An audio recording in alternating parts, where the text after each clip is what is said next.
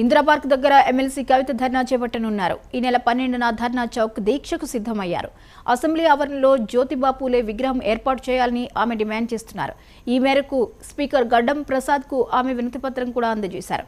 అయితే కాంగ్రెస్ ప్రభుత్వం నుంచి ఎలాంటి సానుకూలమైన స్పందన రాకపోవడంతో ధర్నా చౌక్ వద్ద దీక్ష చేసేందుకు సిద్ధమయ్యారు.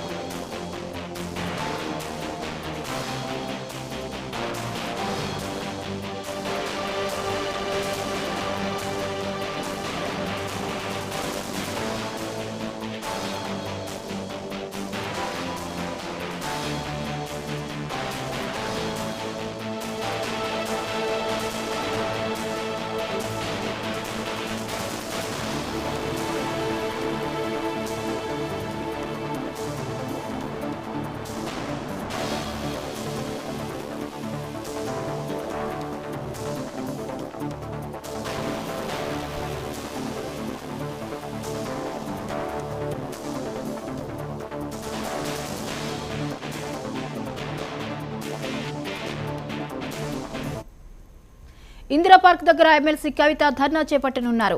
ఈ నెల 12న ధర్నా చౌక్ దీక్షకు సిద్ధమయ్యారు. అసెంబ్లీ ఆవరణలో జ్యోతిబా పూలే విగ్రహం ఏర్పాటు చేయాలని ఆమె డిమాండ్ చేస్తున్నారు. ఈ మేరకు స్పీకర్ గడ్డం ప్రసాద్కు ఆమె వినతిపత్రం కూడా అందజేశారు. అయితే కాంగ్రెస్ ప్రభుత్వం నుంచి ఎలాంటి సానుకూలమైన స్పందన రాకపోవడంతో ధర్నా చౌక్ వద్ద దీక్ష చేసేందుకు సిద్ధమయ్యారు.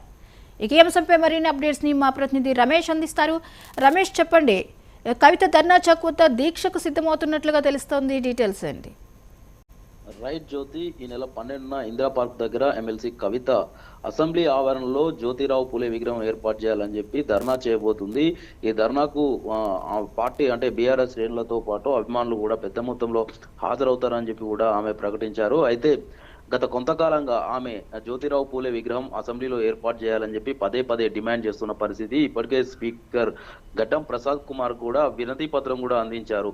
అయితే ఆ జ్యోతిరావు పూలే దేశంలోనే గొప్ప సంఘ సంస్కర్త, అనేక బడుగు బలహీన వర్గాల కోసం ఆయన అనేక పోరాటాలు చేసి విజయం సాధించారు. అట్లాంటివి ఆయన వ్యక్తి విగ్రహం అసెంబ్లీలో ఉండాలని చెప్పి కూడా కవిత పోరాడుతున్న పరిస్థితి.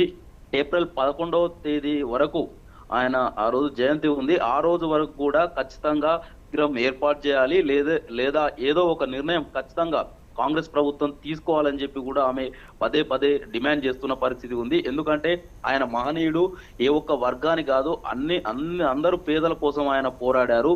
అట్లాంటి వ్యక్తి విగ్రహం ఖచ్చితంగా ఉండాల్సిన అవసరం ఉందని కూడా ఆమె పదే పదే డిమాండ్ చేస్తున్న పరిస్థితి ఉంది. అంతేకాదు ఆమె అంటే ఖచ్చితంగా తమ పోరాటం అయితే ఆగదని, ఒకవేళ విగ్రహం కనుక ఏర్పాటు చేయకపోతే తమ పోరాటం ఆగదని కూడా చెప్తా ఉంది. ఆ గతంలో బతుకమ్మ పండుగ విషయంలో కూడా ఇలాగే పోరాటం చేసి విజయం సాధించామని కూడా ఆమె చెప్తున్న పరిస్థితి ఉంది. మహిళా బిల్లుకు సంబంధించి కేంద్రంపై కూడా ఒత్తిడి తెచ్చాను, అనేక మార్లు కూడా నేను ఇక్కడ అంటే మహిళా బిల్లుకు సంబంధించి కూడా పోరాటం చేశాము, ఈ విషయంలో కేంద్రంలో కూడా ఒక కదలిక వచ్చిందని చెప్పి కూడా ఆమె గుర్తు చేస్తున్నారు. ఇట్లాంటిపై భారత జాగృతి తరఫున ఖచ్చితమైన పోరాటం చేస్తాము. ఆ విగ్రహం ఏర్పాటు చేసేంత వరకు కూడా రాజకీయాలతో సంబంధం లేకుండా భారత జాగృతి కూడా పోరాటం చేస్తుందని చెప్పి కూడా ఆమె గుర్తు చేసిన పరిస్థితి ఉంది. Thank you Ramesh.